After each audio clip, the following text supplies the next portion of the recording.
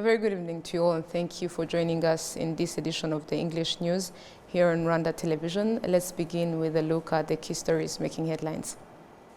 On Wednesday, the head of state, His Excellency Paul Kagame, received letters of credence from 11 newly appointed ambassadors, marking the start of their diplomatic missions in Rwanda. Rwanda's Minister of Agriculture and Animal Resources has received a delegation from Agra, led by its president, for a consultative meeting on new areas of collaboration for food systems transformation in Rwanda. On the international scene, Morocco's Foreign Affairs Minister has said his country plans to bring Central Sahel countries such as Burkina Faso, Niger and Mali out of isolation with a joint development and port access package known as Atlantic Initiative.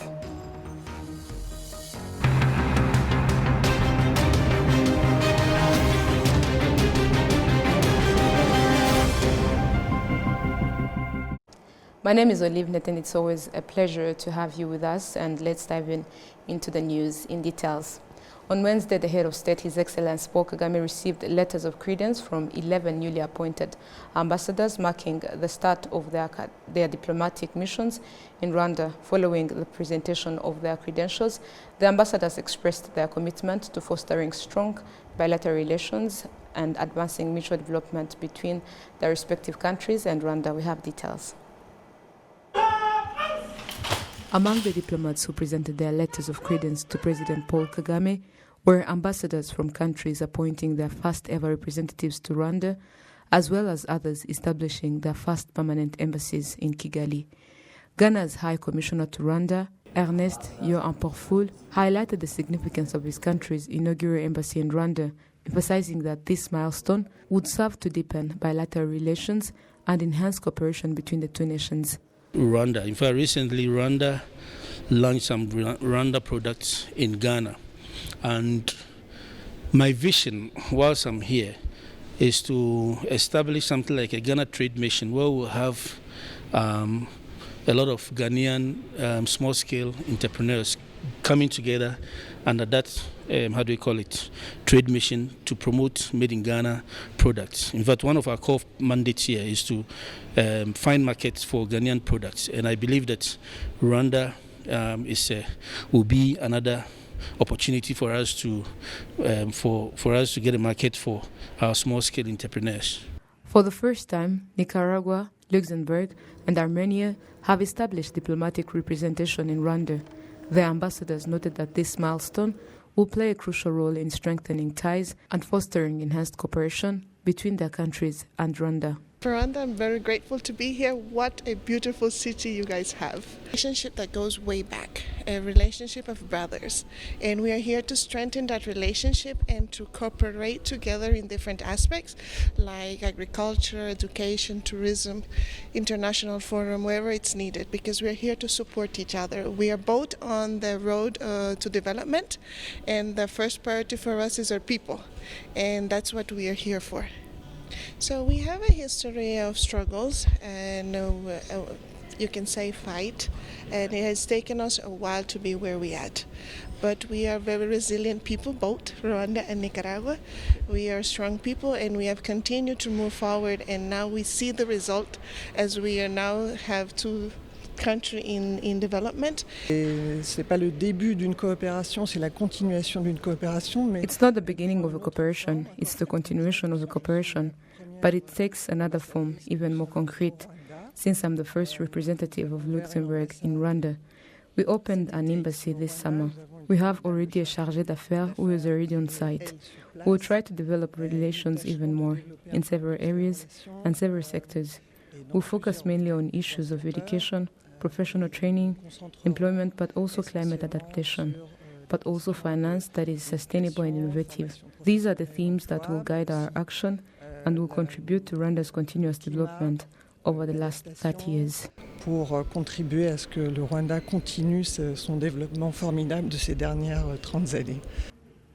Among those who submitted their letters of credence was the High Commission of Jamaica, who affirmed that Rwanda and Jamaica share a strong and enduring friendship, which will continue to strengthen through their diplomatic ties. Is a brother country, as the president indicated to me just now. He visited Jamaica in 2022 during our 60th anniversary of independence. My Prime Minister, Dr. the Honorable Andrew Holness, also visited Rwanda in 2022, and he has very fond memories of Rwanda.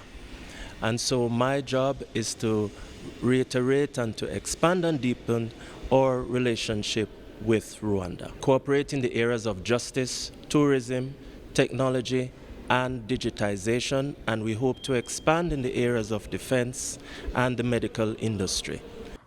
Others who presented their letters of credence to represent their countries in Rwanda were Dag Sjögren, the Swedish ambassador to Rwanda, Brigadier General Mamare Kamara, the Malian ambassador to Rwanda, Savas Vladimiru, the High Commissioner of Cyprus, Patricio Alberto Aguirre Vachieri, the Chilean ambassador to Rwanda, Mirko Giletti, the Swiss ambassador to Rwanda, Sahak Sargassian, the Armenian ambassador to Rwanda, and Jenny Isabella Darin, the Australian High Commissioner to Rwanda.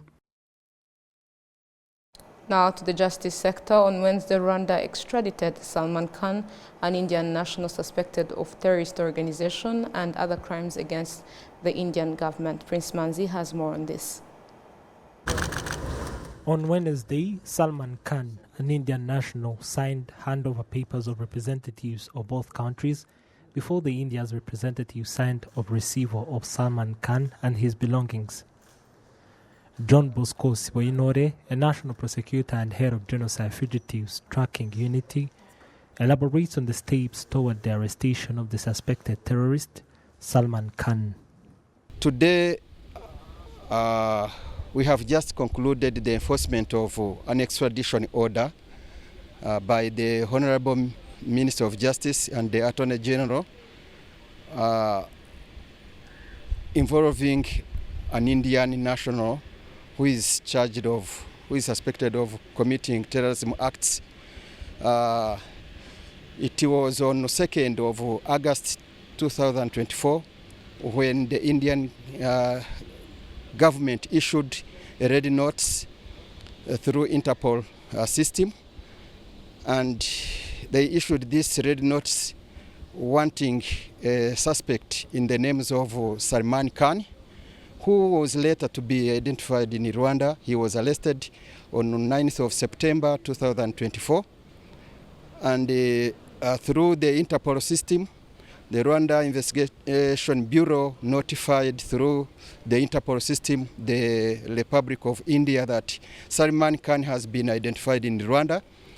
And it was on that notice that on 29th of October 2024, the Republic of India issued an extradition request to the Republic of Rwanda as the requested state.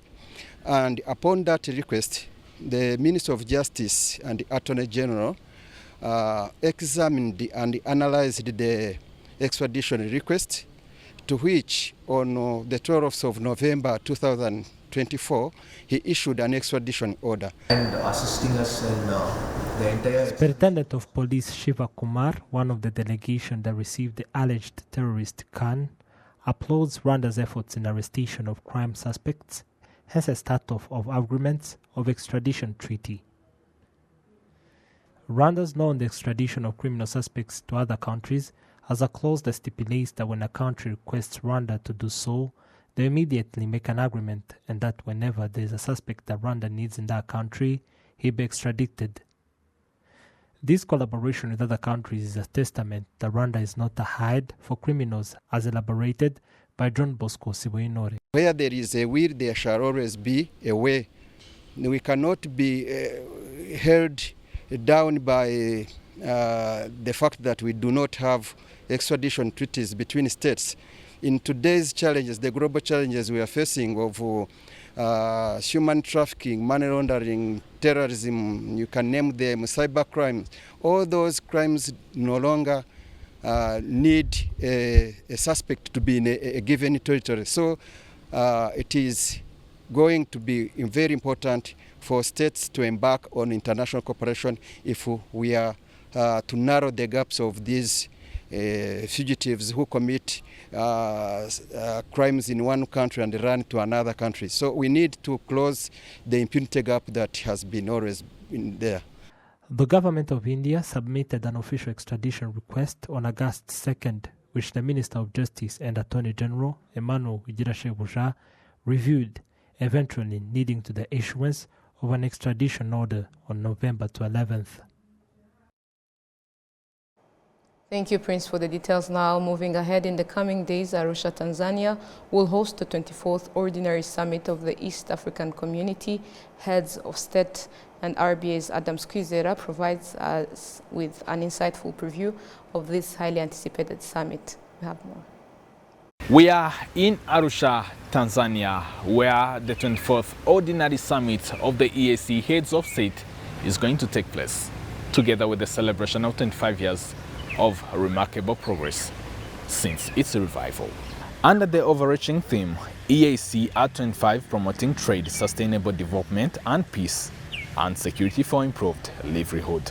The theme underscores the EAC achievements and its commitment to fostering regional integration, enhancing socio-economic development and ensuring peace and security in the region.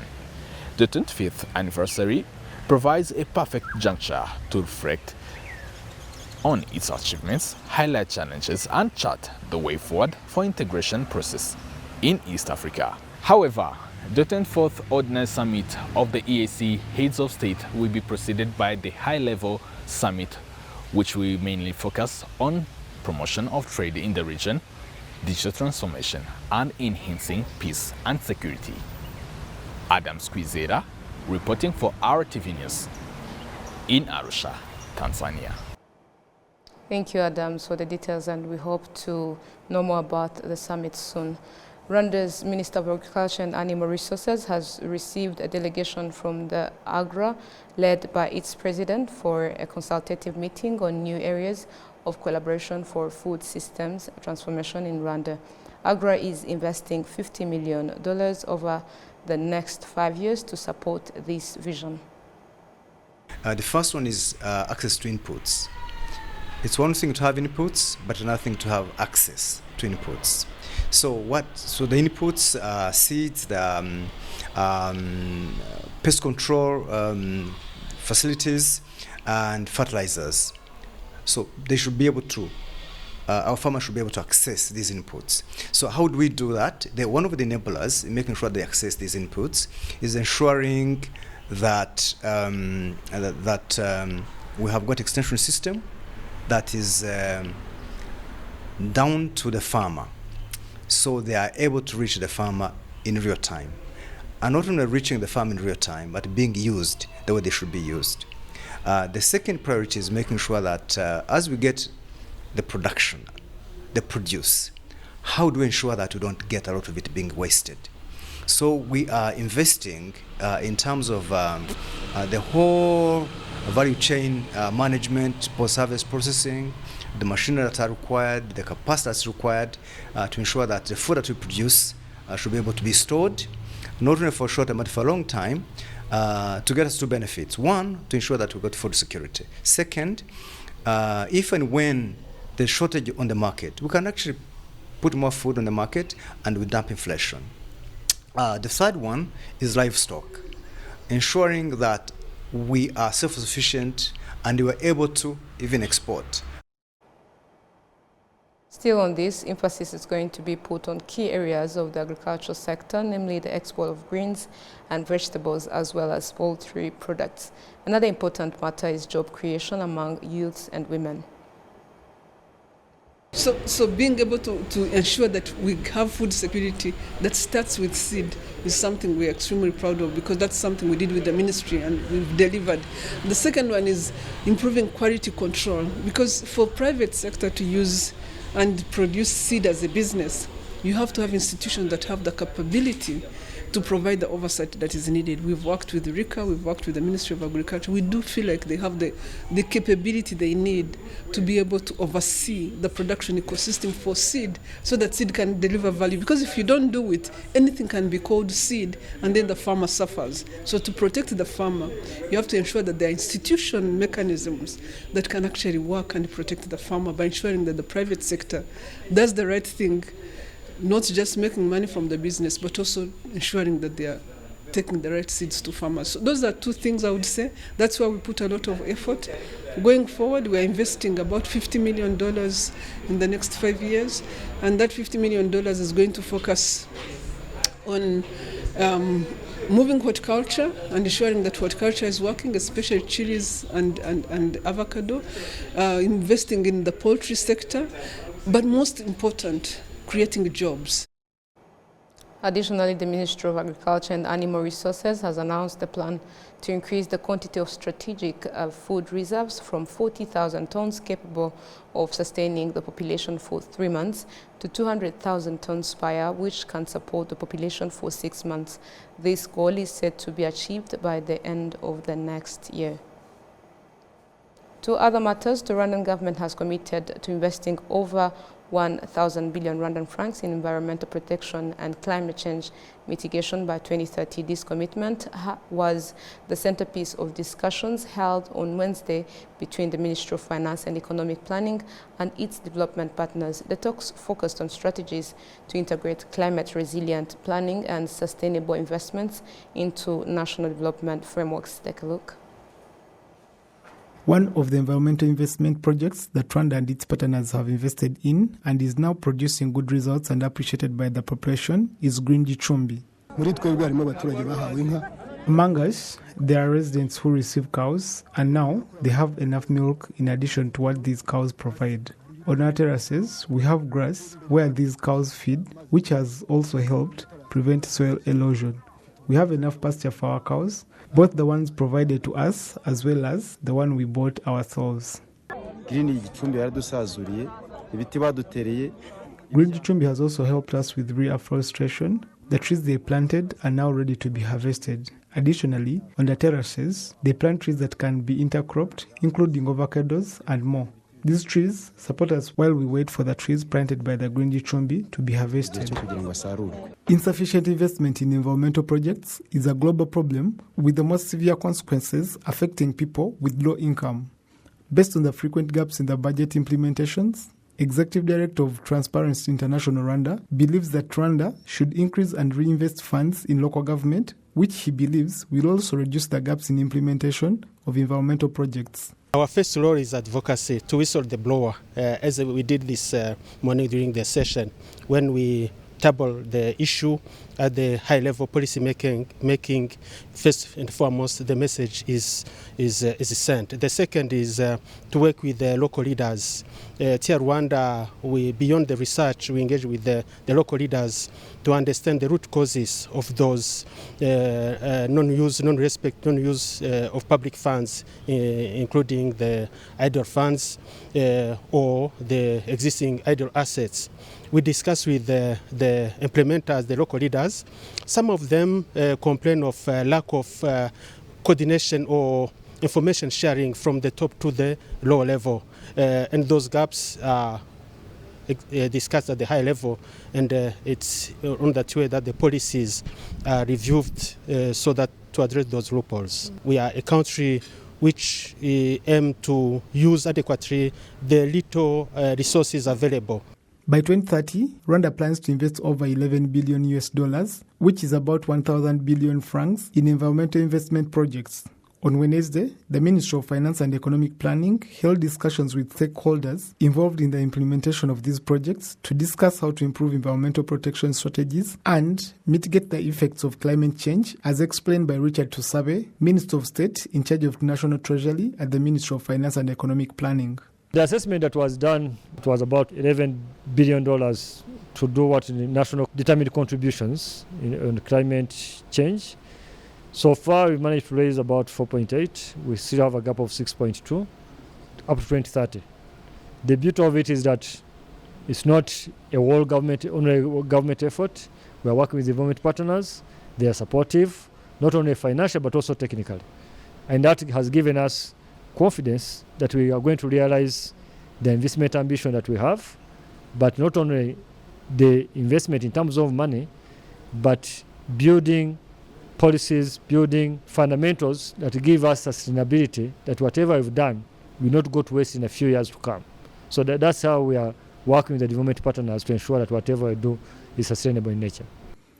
Every year, about 5.4% of Rwandan government budget is spent on environmental protection and climate change mitigation. In order to prevent these impacts in advance, Rwanda has already conducted an assessment of areas of greatest concern where investment in environmental protection should begin, according to the Ministry of Finance and Economic Planning. Thank you, William Evans. Now to the education sector. A new program has been launched in Rwanda to promote inclusive education, ensuring that children with disabilities have access to the same education opportunities as their peers. This initiative responds to the increasing number of children with disabilities enrolled in primary and secondary school. Enora Gladys reports.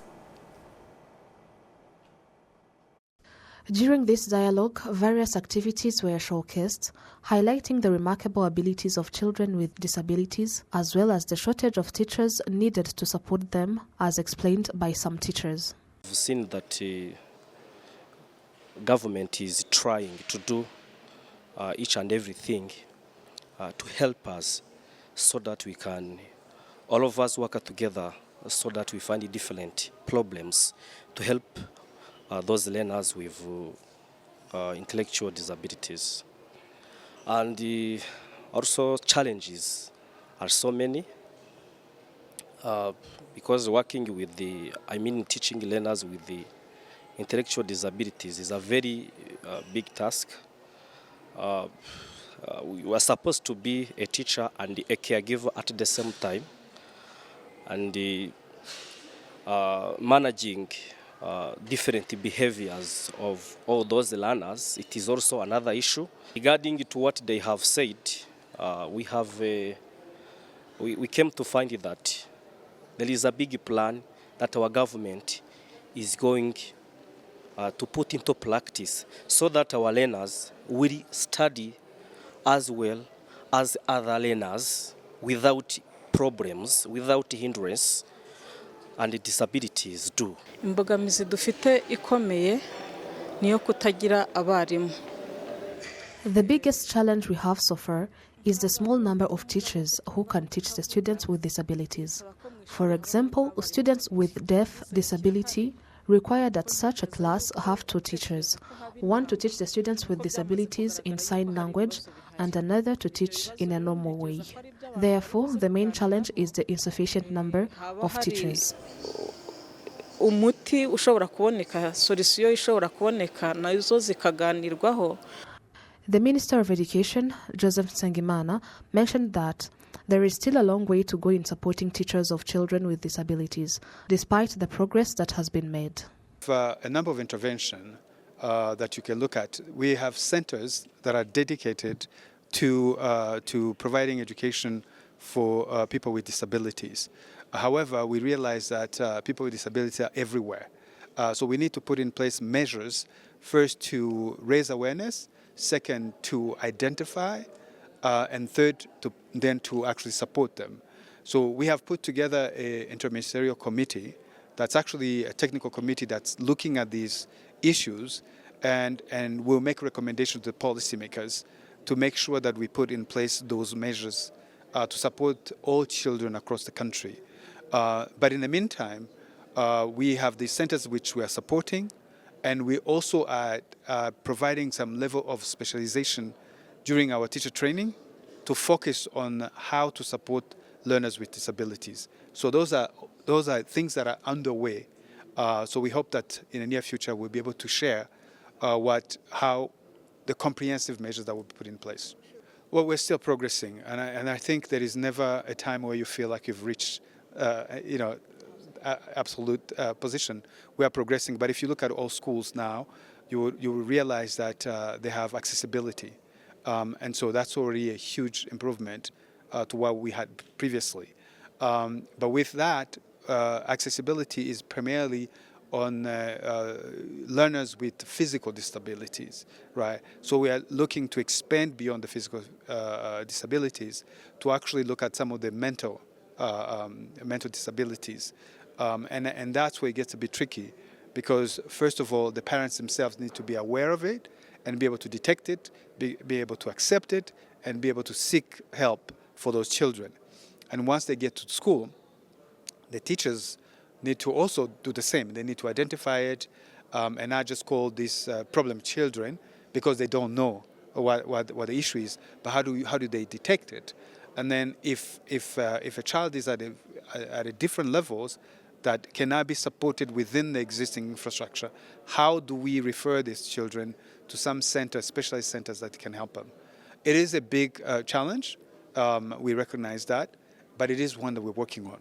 Currently, the total number of students with disabilities in Rwanda is 38,937, of which 21,615 are girls and 17,322 are boys. The number of teachers teaching children with disabilities in 2022 was 15,569. Enora Gladys, RwandaTV News. Thank you, Enora, for the details. Now to other matters. Experts in land surveying and land management from the member countries of the International Organization of La Francophonie have called on women and girls to actively engage in this field to contribute significantly to their country's development. Participants at the 3-day General Assembly of the Federation of French-Speaking Surveyors, being held in Kigali for the first time, have emphasized that their interactions and exchange of experiences play a vital role in sustainable development, including resolving land-related conflicts. And Mark van der Score, the outgoing president of the Federation, highlighted the low participation of women in the land surveying and related technologies, urging countries to strengthen advocacy through educational policies and to bridge this gap. We had a problem because in 2019 there is a COVID pandemic and we stopped the activities. And during 5 years, we don't can have a meeting in some countries. And so here in Kigali, it's the first time that we back with our universities. So for us, it's a challenge to continue like we do it in the past, to organize universities and to meet all the countries, the association of our federation. We have two messages. We create in Rabat in 2018 the network of the young surveyor, because it's important to have young surveyor, and also the network of women French speaking women surveyors. So we have two networks integrated in our federation, and it's an important target for us to develop these two networks. So the young surveyors and women surveyors. There is no many women surveyors. In Europe it's the same, in Africa. In some countries like Mali, Burkina, only one woman surveyors. So that's a challenge. It's a challenge. It's a challenge to develop the profession of surveyors for the young surveyors, of course, the young people, and also for the women. I think it's difficult for the woman to join a profession mainly with men.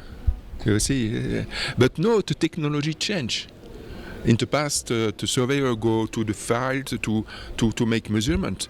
Now with the new technology, with the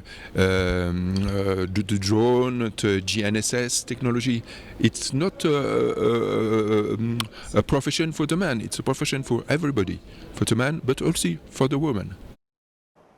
And as noted in various discussions held, these meetings allow experts in land surveying and management to exchange ideas, particularly on technological advancement in the field, while ensuring sustainable land use and environmental conservation.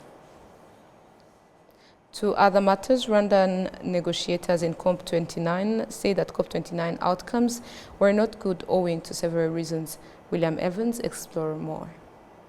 This year's conference was nicknamed the Climate Finance COP because it mainly would address the issues of climate financing with fair terms. To Rwanda's negotiators, we asked, did COP meet your demands? At the end of the day, finally we got a disappointing agreement on climate financing target. We were requesting at least to have 1.3 trillion US dollars by 2030, and in that 1.3 trillion, 600 billion we wanted to be grant. Unfortunately, we after a long battle, we agreed to triple the 100 billion. So now we agreed to have 300 billion by 2035. So the second was on carbon market. This one, it was a great achievement. We agreed on 6.2, which is a cooperative approach. So we had different items which were remaining, including how a country is going to authorize emissions, which have been reduced. Another issue was to ensure a smooth transition of clean development mechanism, CDM projects we used to have under Kyoto Protocol. Here in Rwanda, we have more than 15 projects which were under CDM. So we agreed on the deadline of migrating from the CDM to Article 6. On loss and damage fund, we had to agree on operational manual and if they want to approve a project, what are the templates to be used, things like that. But in general, the COP was the outcome of COP29 was not good. COP, and we didn't get even half of what we were requesting. And what we are requesting was in line with the needs of vulnerable countries. So if you can't avail funds which are in line with the needs, then you will keep struggling in the same situation. Developing countries had demanded up to a tune of $1.3 trillion, of which 600 billion should be grant and the amount to be approved by 2030. In the end, developed nations accepted to instead triple 100 billion, the initial amount, to make $300 billion, which will be availed by 2035. Simply put, in line with the needs of vulnerable countries, they only got 46.15% of their demands, which will also take extra 5 years to be availed, meaning many will continue to suffer in the same situation and with the same challenges. William Evans, Mtabazi, RwandaTV News.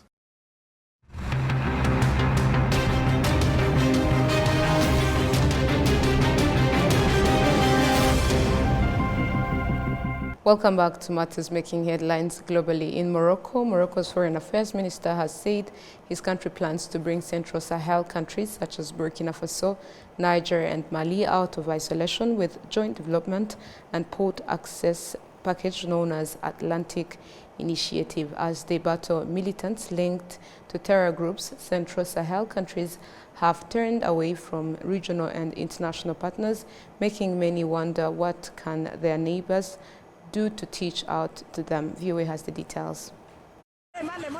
Central Sahel countries Burkina Faso, Mali and Niger are continuing their fight against militant groups, which has spread instability across the region. In the last 2 years, they have cut ties with France and the United States, which gave military assistance, and the West African political bloc ECOWAS, which includes many of their closest trading partners. The Central Sahel's military juntas said all three were a hindrance in their efforts to defeat the militants. In a November interview, Morocco's foreign minister said the country is attempting to break the region out of isolation. The launch of this Atlantic initiative, which aims to connect coastal countries and provide the Sahel nations with Atlantic access, is part of Morocco's plan to leverage its historical ties as well as strategic interests. Paul Melly, a consulting fellow for Chatham House, says that although Morocco is a significant economic force and has a strategic interest in regional stability in West Africa, its geographical position may make the initiative difficult. The economics of using Moroccan ports, you either go round through Mauritania, in which case it's an incredibly wrong way, or else you go across the Sahara. I think it would mean going through Mauritania, at which point, it's geographically a very long way round. Melly points out that security conditions make the Sahara route dangerous. Despite chilly relations, the landlocked Central Sahel countries still rely heavily on bordering coastal nations like Senegal, Benin, Ghana, Togo and Ivory Coast for port access. Sambe of the Mali-based Timbuktu Institute says cultural diplomacy may be more effective. Morocco can still play a role in preventing violent extremism and combating terrorism by training imams and promoting a tolerant version of Islam as an alternative to religious extremism. Sambe urged the coastal states to take a long-term view of relations and bear in mind that military juntas are likely a passing phase in the region's history. Henry Wilkins, VOA News. And this brings us to the end of tonight's bulletin, but before we leave, a reminder of our top stories. On Wednesday, the head of state, His Excellency Paul Kagame, received letters of credence from 11 newly appointed ambassadors, marking the start of their diplomatic missions in Rwanda. Rwanda's Minister of Agriculture and Animal Resources has received a delegation from the AGRA, led by its president, for a consultative meeting on new areas of collaboration for food systems transformation in Rwanda. On the international scene, Morocco's Foreign Affairs Minister has said his country plans to bring Central Sahel countries such as Burkina Faso, Niger and Mali out of isolation with a joint development and port access package known as the Atlantic Initiative.